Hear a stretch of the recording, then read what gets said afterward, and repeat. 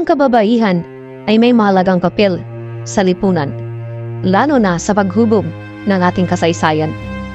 Habang maraming kadalakihan ang bumago sa mundo ng panitikan, sandatahang lakas, pamahalaan, sining at marami pang larangan, mayroong ilang mga matatapang at matatalinong kababaihan ang namayagpag at ipinakita sa mundo ang pagbabagong hindi nakasalalay sa kung ano ang iyong kasarian.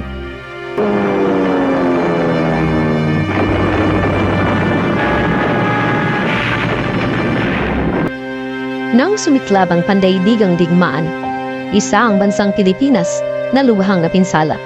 Maraming mga mamamayan ng bansa ang naging alipin ng mga banyaga at sa pilitang pinagtrabaho, inabuso at tinanggalan ng karapatang maging malaya.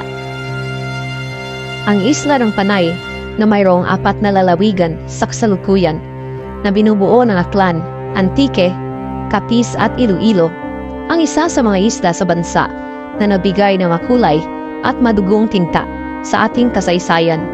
Ito ay dahil sa hindi nito pagkakaligtas sa mapang-aping kamay ng mga mananakop. Sa isla ng Panay nagmula ang isa sa mga babaeng mandirigma na tumindig at nakibaka para sa liberasyon ng bansa. Siya ang tampok sa ating kwento sa pagbalik-tanaw sa kasaysayan.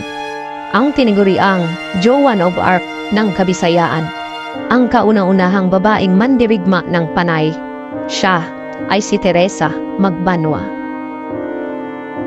Isinilang si Magbanua noong 13 na Oktubre taong 1868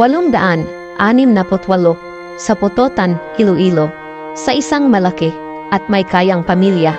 Sina Juan Magbanua at Alejandra Ferraris ang kanyang mga magulang. Bago sumabak sa revolusyon, ay isang butihing guro si Magbanua. Nagturo siya sa iba't ibang bayan sa Iloilo hanggang madistino sa bayan ng Sara at mapangasawa si Alejandro Valderas, isang mayamang magsasaka. Nang magalsa noong taong 1876 ang mga taga-Panay sa pamumuno ni General Martin Delgado, agad sumapi sa hukbong revolusyonaryo si Magbanua.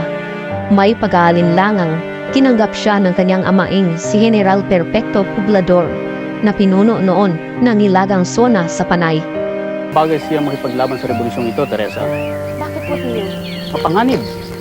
Kaya ko pong suungin ang lahat. Kaya kong lumaban. Teresa, umuwi ka na lang. Bakit o? Dahil sa babae ako? Kaya ko pong lumaban. Kaya kong humawak ng baril. Malakas kasi ang paniniwala noon na hindi bagay o nararapat ang babae sa digmaan. Ngunit naging masugid si Magbanua at hindi naglaon ay ipinakita ang kakayahan sa labanan, lalo sa pagiging asintado sa baril at sa husay sa pangangabayo. Pinamunuan niya ang isang pangkat ng kalalakihan sa laban ng Barrio Yuting sa Capiz noong Disyembre 1878. Sinundan pa ito ng isang labanan sa mga burol ng Sapong malapit sa Sara, Iloilo.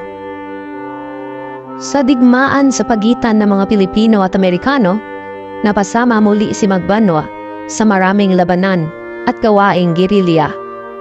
Nang isuko ang Panay noong taong 1900, nilansag niya ang kanyang pangkat at tahimik na namuhay sa bukid kasama ang kanyang asawa.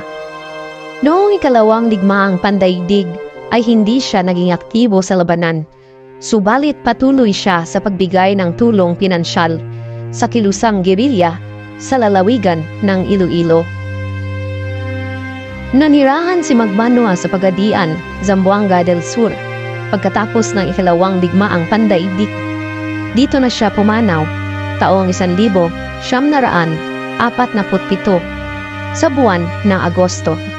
Naging bukang bibig siya ng kaniyang mga kababayan bilang si Nay Isa, ang matapang at may paninindigang mandirigma ng Kabisayaan.